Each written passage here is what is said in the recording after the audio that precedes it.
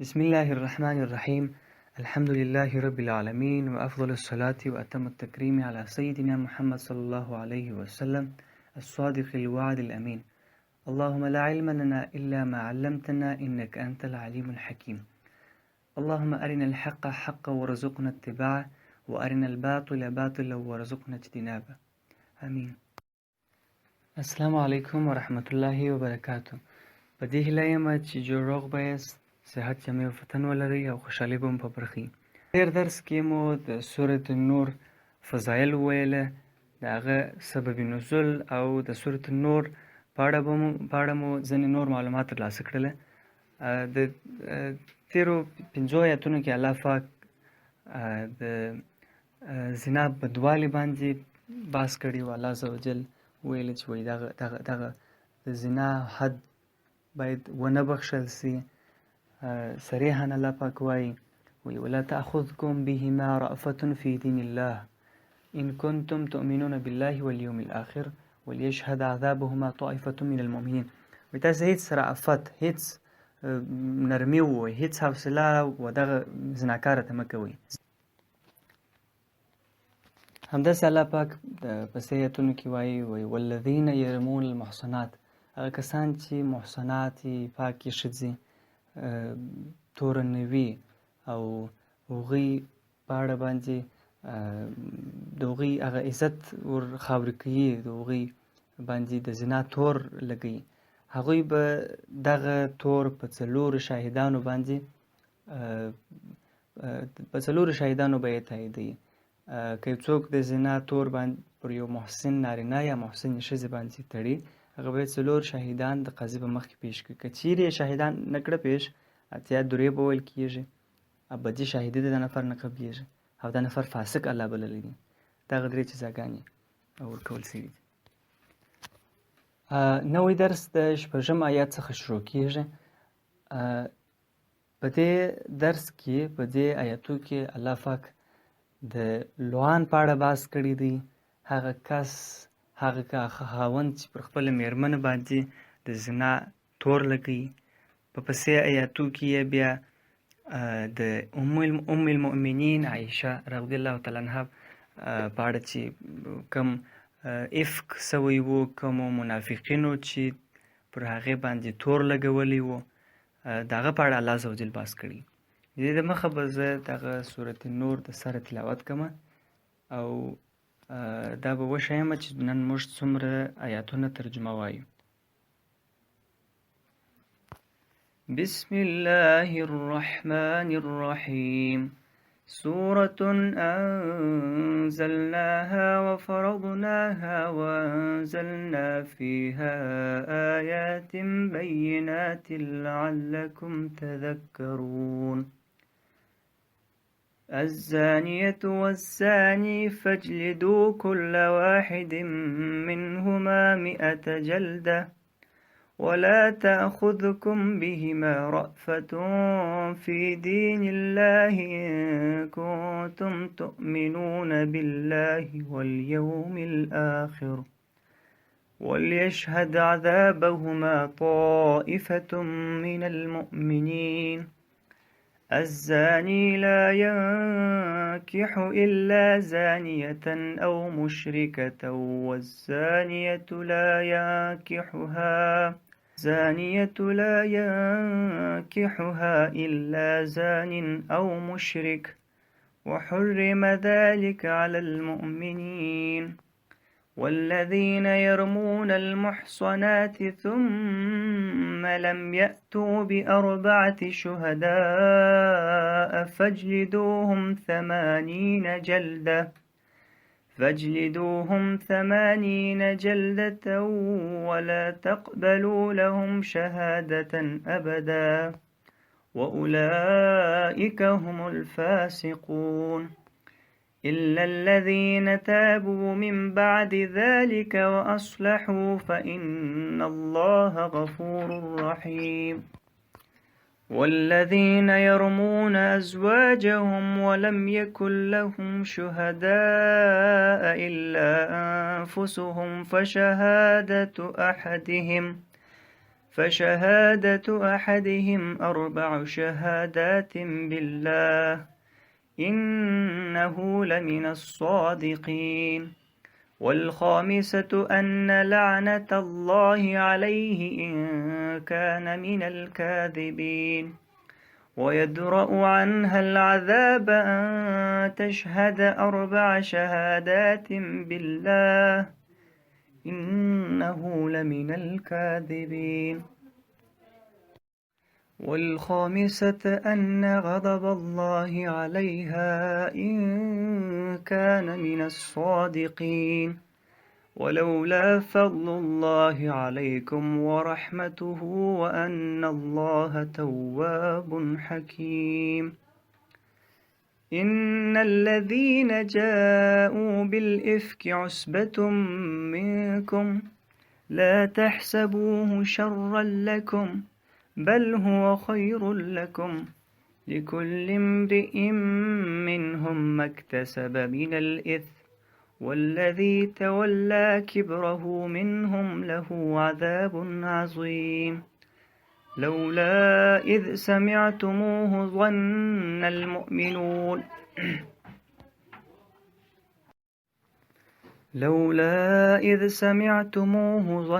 المؤمنون والمؤمنات بأنفسهم خيرا وقالوا هذا إفك مبين لولا جاءوا عليه ب4 شهداء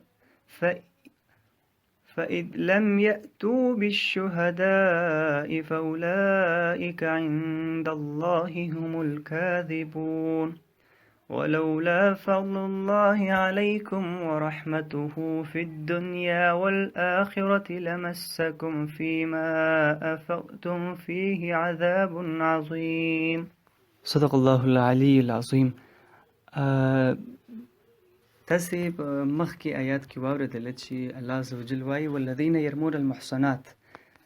په هغه آیات کې عامه محصنات هغه پاکې ښځې چې هغه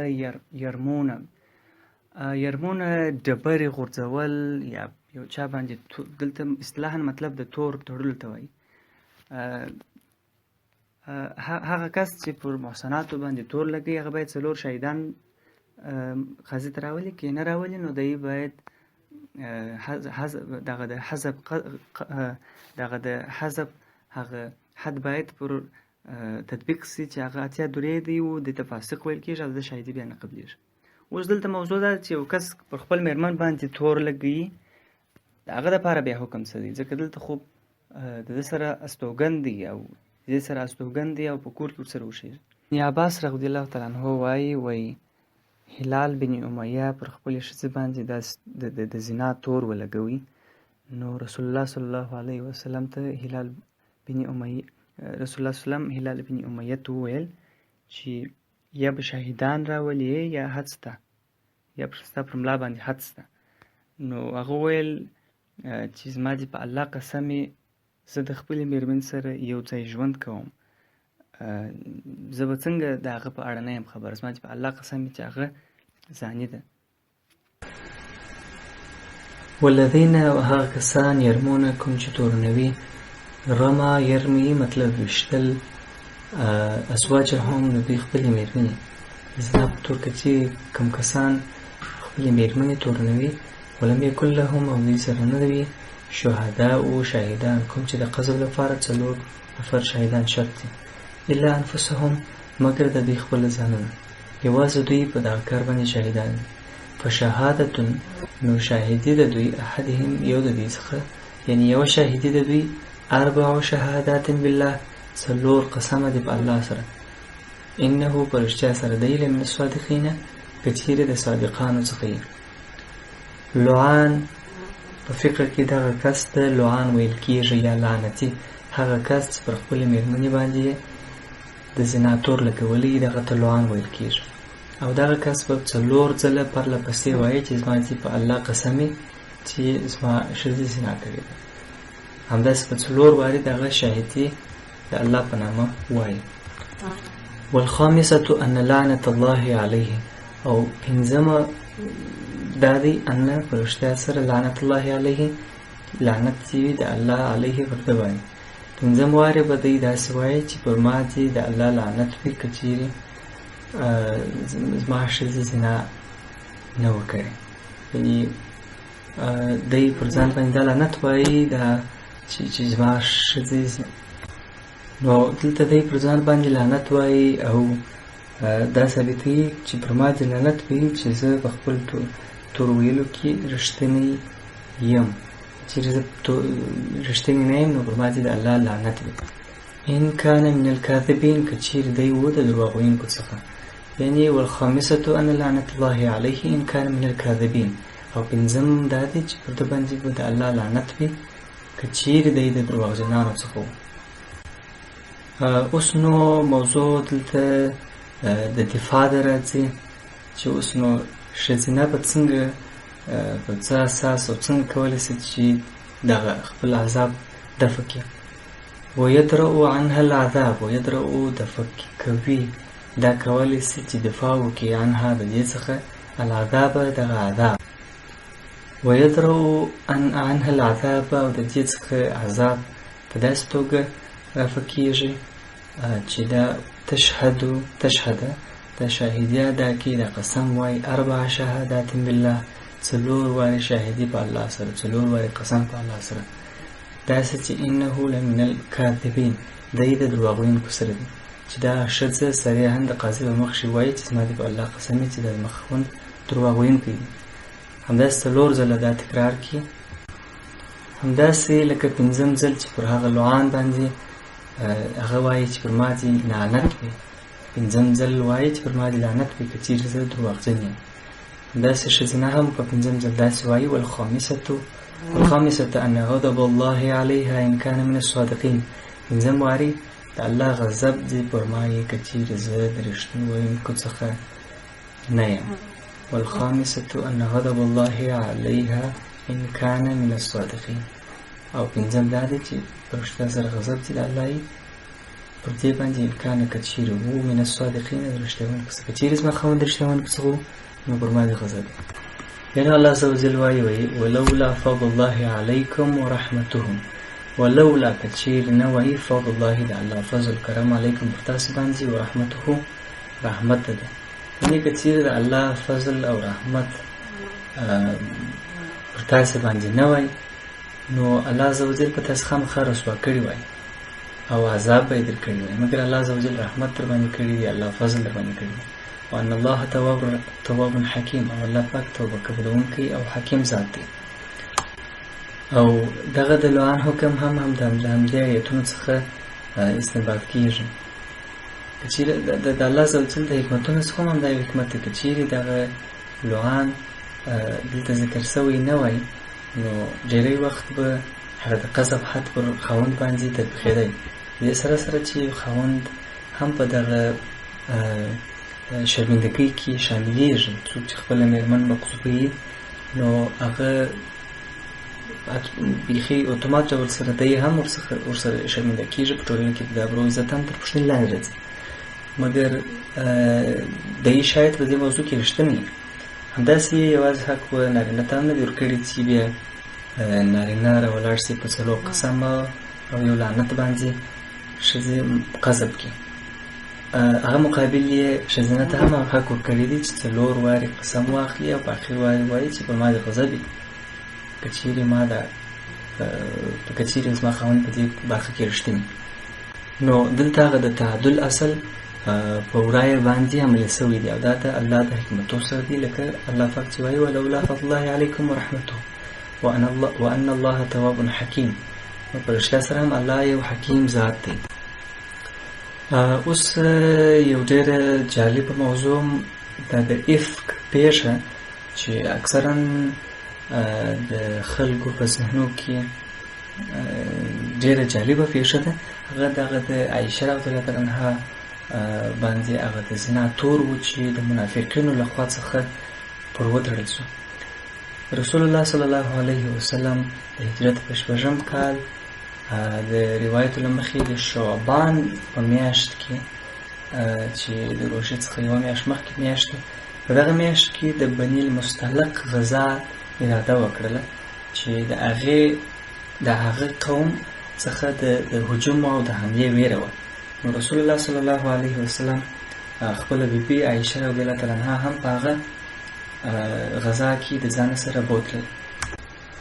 نو عایشه رضی الله تعالی عنها په هغه کجاوه کې د رسول الله صلی الله علیه وسلم سره ملګري شول.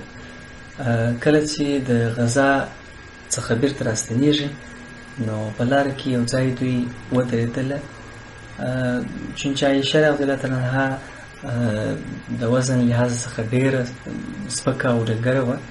نو تر ډېره هغه کسانو چې دا کجاوه انتقالوله پوهېدل نه چې څوک پکښې کېدي که یا، ځکه څو نفره وه او بل کجاوه هم غټه وه او د دې وزن هم ډېر کم و. په روایت کې داسې راځي. نو بیا دا خپل د قضای حاجت رفعول لپاره یو بل ځای ولاړه. دې د خپل خور څخه په عاریت باندې یو امیل اخیستی و. بیا چې کله راځي نو د کجاوې پر راورسېدله، وګوري هغه امیل یې نشته، نو ور یې ورپسې پاته سوی دی. بیا پسې ولاړله. په دغه حال کې بیا رسول الله صلی الله علیه وسلم امر کړی و چې قافله روانه سي، لښکر بیرته روان سي. نو کله چې قافله روانه سوله، صفوان عموم کې رسول الله صلی الله علیه وسلم عادت دا و چې یو صحابي به یې امر کوي تر څو د قافلې څخه یو څه وخت بعد وګرځېږي، تر څو یو شی پاته سوی یا نه. نو صفوان یې په دې امر کړی و تر څو د قافلې شاته رسېږي. نو کله چې صفوان راغی رضی الله تعالی عنه، عایشه رضی الله عنها یې ولیدله، چونچې عایشه رضی الله عنها دوی وختي لیدلې وه او په دا وخت د حجاب امر نازل سوی و. نو کله چې اول وارې ولیدل، بیا صفوان رضی الله عنه وایي ما دوهم وارې بیا نه دي ورته کتلي، زما دې وایي په الله قسم چې ما دوهم وارې نه دي کتلي ورته، او بیا مې د هغه خبرې هم نه دي ورسره کړې. نو صفوان راغلی او عایشه رضی الله عنها یې پر آس کښېنوله او روان یې کړل. په داسې توګه چې صفوان رضی الله عنه د آس هغه رسۍ یې نیولې وه، نو عایشه رضی الله عنها ورسره وه. کله چې بیا دوی هلته قافلې ته ورورسېدله، نو د منافقانو هغه مشر عبدالله بن ابی، هغه لوی منافق چې خپل منافقتونه یې د احد په غزا، د احزاب په غزا او داسې نورو غزاګانو کې مسلمانانو ته ښکاره کړې وه، بیا یې یو بل سخت منافقت، شخصیت وژنه، افک او لوی تور د رسول الله صلی الله علیه وسلم پر اهل باندې وتړل، چې هغه تور خصوصا د هغه ابوبکر اهل، چونچې عایشه رضی الله عنها د ابوبکر رضی الله عنه لور وه، هغه یې ډېر متاثره کړي. شاوخوا 11 ورځې عایشه رضی الله عنها د دغه تور د لاسه په تنګه وه، یعنې 11 ورځې بعد بیا الله عز وجل آیتونه د دې د برأت لپاره نازل کړي. عایشه رضی الله عنها وایي هغه فرمایي وایي په دغه مدته کې د رسول الله صلی الله علیه وسلم رویه هم ماته لږ څه متغیره معلومه شوله. په د اخرو ورځو کې زه د قضای حاجت لپاره ولاړم د خپلې هغه خدمتي ښځې سره. نو هغه خدمتي ښځې وویله وایي الله دې د دغه کس لاس مات کړي، یو ډول شرایع ورته وکړله چې په تا پسې یې دغه تور تړلی دی. نو عایشه رضی الله ورته فرمایي چې زه تر هغه وخته هېڅ نه وم په خبره. بیا چې کله د هغه ځایه راستنه شوله، نو رسول الله صلی الله علیه وسلم ته وایي چې زه خپل کور ته ځم، ابوبکر صدیق رضی الله عنه کور ته ځم، خپل پلار کور. رسول الله صلی الله علیه وسلم اجازه ورکوي او بیا عایشه رضی الله عنها چې هلته خبرېږي او هلته دا موضوع ویني چې هغه شاوخوا ډېره سوې ده، په مدینه منوره کې خپره سوې ده او غوغا ډېره سوې ده. نو بیا ډېر غم پر راځي او ډېره ژاړي. حال دا چې تر دې حده پورې موضوع رسېږي چې صحابو سره رسول الله صلی الله علیه وسلم مشوره کوي چې د دې حل به څه شي. بیا ځینې صحابه دا ورته وایي چې مدینې منورې ښځې تاسې کولی شئ بله ښځه وکړي او د طلاق واس کړي. دوی په منځ کې عمر رضی الله تعالی عنه ورته فرمایي چې یا رسول الله، وایي الله پاک پر تا باندې مچ هم نه کښېنوي، نو چیرې به ستا کور ته یو ښځه درولي چې هغه به ستا ژوند کې به مطلب ستاسې یو ملګری، ستاسې صاحبه به در سره یي، مګر هغه به هم ښه نه وي. نو بیا الله عز وجل فرمایي ان الذين جاءوا بالافك، ان په تحقیق سره الذين هغه کسان جاءوکم چې راتګ یې وکړي بالافک په هغه سختو درواغو په هغه غټ تور. امام فخر الرازي رحمه الله وایي فرمایي وایي افک چې دی هغه د درواغو هغه اخرني او وروستۍ مرحله، هغه د اخرني درواغو هغه اخرني مرحلې ته افک ویل کیږي. او د ټولو مسلمانانو اجماع هم په دې سره ده چې رسول الله صلی الله علیه وسلم میرمن چې په دغه زنا باندې تورنه کړې وه، نو دغه ته خصوصا افک ویل کیږي. نو وایي ان الذین جاءوا بالافک، په رښتیا سره هغه کسان کوم چې په افک سره یې راتګ وکړي، عصبة منکم، یو ډله له تاسو څخه، عصبة معنا یو ډله منکم له تاسو څخه، یعنې له تاسو مسلمانانو څخه او کوم چې د دوی په سر کې ابن السلول د منافقانو مشر و، تاسې راتګ وکړئ په دغه افک سره. لا تحسبوه شر لکم، تاسې یې مه حسابئ شر له تاسې لپاره، بل هو خیر لکم، بلکې دا ستاسې لپاره خیر دی. په دې تاسې فکر مه کوئ چې دا به ستاسې لپاره شر یې، خصوصا ای اهل ابابکر، ای د ابوبکر اهله، دغه درواغ ستاسې لپاره خیر دی بلکې ستاسې لپاره شر نه دی. مفسرین هم فرمایي چې وایي د عایشه رضی الله عنها په اړه باندې مستقل آیتونه نازلېدل د دې لپاره یو ستر شرف دی. همداسې په دې آیتونو کې الله عز وجل د دې براعت ثابت کړي دي. نو ډېر موضوعات چې هغه د دې لپاره خیر دي او دې د شرف او عزت د لوړوالي لپاره د آیتونو نازل شوي دي. نو بیا الله عز وجل فرمایي لکل امرئ منهم ما اکتسب من الاثم، لکل امرئ و هر سړي ته منهم له دوی څخه ما اکتسب من الاثم هغه اکتساب چې کړي د ګناه څخه، یعنی هر هغه چا چې په هر څومره اندازه باندې دغه افک ته اشاعت ورکړي، پرمختیا ورکړي، هغه ته هغومره ګناه سته. والذي تولى كبره منهم له عذاب عظیم، او هر هغه کس کوم چې دغه کبر و دغه ګناه ته اشاعت ورکړي و او دغه پیټ و دا بار یې ورکړي و، خصوصا دلته الله عز وجل د منافقانو هغه مشر ابن السلول یادوي، وایي د هغو لره منهم له عذاب عظیم، هغه لره سخت لوړ او غټ عذاب سته. بیا نو دلته الله عز وجل داسې په عجیبه ډول سره د مسلمانانو څخه ګیله کوي او وایي چې وایي لولا، ولې نه دلته لولا شرط د جواب دی، لولا اذ سمعتموه، ولې نه هغه وخت تاسې واورېدل، اذ سمعتموه کله چې دغه افک تاسې واورېدل، ظن المؤمنون والمؤمنات بانفسهم خیرا، ظن المؤمنون والمؤمنات، د مؤمنانو او د مؤمناتو ظن د دوی د ځانو په اړه باندې ولې خیر نه یي، ولې کله چې دغه افک واورېدل سو تاسې، یا الله عز وجل وایي تاسې مؤمنانو او مؤمناتو ولې کله چې دا د افک تاسې واورېدئ تاسې ولې د هغه صدق وکړئ، ولې مو د خیر ځوان ونه کوي. ابن کثیر رحمه الله هم همداسې وایي دغه د الله عز وجل له لورې یو ښوونه ده، یعنې تاسې دغه افک پر ځان باندې قیاس کړئ، آیا تاسې به دغسې یو کړنه وکړئ یا نو د رسول الله صلی الله علیه وسلم میرمن په څنګه دا کړنه وکړي. لکه ابو ایوب رضی الله تعالی عنه څخه خپله ښځه خپله میرمن پوښتنه کوي، ورته وایي تا د عایشه رضی الله عنها په اړه باندې اورېدلی دی؟ دی ورته وایي و، خو هغه دا کار نه دی کړی، یعنې الله دې مې قسم وي چې هغه دا کار نه دی کړی او هغه پاکه ده.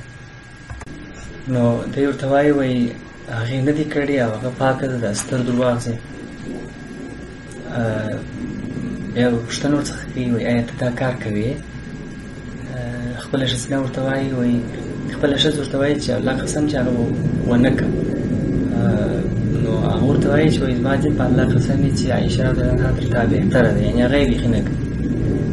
بیا الله عز وجل مخته نور فرمایي لولا ولې نه جاءو دوی راتګ ونه کوي علیه په د افک سره باربعة شهداء، په 4 شهیدانو سره، یعنې یو څوک چې قذف کوي هغه باید 4 شاهدان حاضر کړي. ولې دوی شاهدان نه وکړي؟ فاذ لم یأتوا بالشهداء، نو دا چې دوی په شاهدانو سره راتګ ونه کوي نو تاسې لم یأتوا فاولئک عند الله هم الکاذبون، نو په رښتیا سره هغوی چې دي د الله په نظر دروغجن ویونکي دي، دروغجنان دي، د الله په نظر سره دا کسان دروغ ویونکي دي. او دغه تور چې اول چا واورېدی ولې یې دروغ نه بلئ؟ بیا الله عز وجل فرمایي ولولا فضل الله علیکم ورحمته فی الدنیا والآخره، ولولا که چیرې نه وی د الله فضل پر تاسې باندې او رحمت د الله په دنیا او په آخرت کې.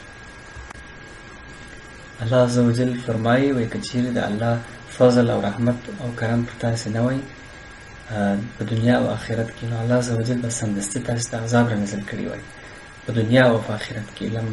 لمسکم فیما افضتم فیه عذاب عظیم، نو خامخا به تاسې مسه سوي واست، یعنی مسه سوي به سوي واست، یا به تاسې ته رسېدلی وای فیما افضتم فیه په هغه څه کې چې تاسې ښکیل واست، عذاب عظیم ستر عذاب. امام قرطبي صاحب رحمه الله وایي د دې مطلب داسې دی چې دغه کسان الله عز وجل رحمت پر وکړي، فضل او کرم پر وکړي، نو د دوی هغه دوی یې پټ کړله، نو د دوی ته به الله عز وجل په آخرت کې سزا ورکړي، ژور عتاب او ژور عذاب په آخرت کې الله پاک ورکړي. څنګه چې ما د سورة النور په ابتدا کې دغه تشریح او مقام وکړل چې سورة النور په مجموع کې د ټولنې یو فرد د بنا او جوړښت لپاره مستقل او ډېر قوي احکام لري. نن موږ د هغو څخه یو لعان په اړه باندې بحث وکړي او بل مو د افک هغه موضوع تشریح کړله چې د دواړو څخه موږ په خپل ورځني ژوندانه کې فایده حاصلولی سو.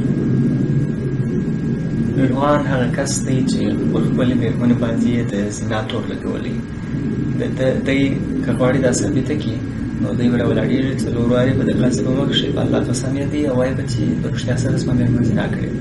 پنځم ځل به وایي چې وایي پر باندې لعنت چې دا به رښتیاګو یې یا زه به دروغجن یم. همداسې ښځینه هم د خپل ځان د ثابتولو لپاره څلور وارې غضب پر څلور وارې قسم وایي چې زه رښتیا ویونکی یم او زما خاوند دروغ وایي، او په آخره کې وایي پر ما دې د الله غضب دی که چیرې زما خاوند صادق او رښتیاګو. بیا نو قاضي د دوی په منځ کې هغه دایمي طلاق رامنځته کړي او د دوی تر منځ دایمي جلاوالی راځي. په هغه پسې مو د افک موضوع ویله چې دا هم زموږ سره په ورځني ژوند کې ډېره مرسته کوي. د مؤمنانو تر منځ چې هغه تر ټولو ستر موقف لري او تر ټولو ستر شی دی هغه اعتماد او باور دی په بل باندې.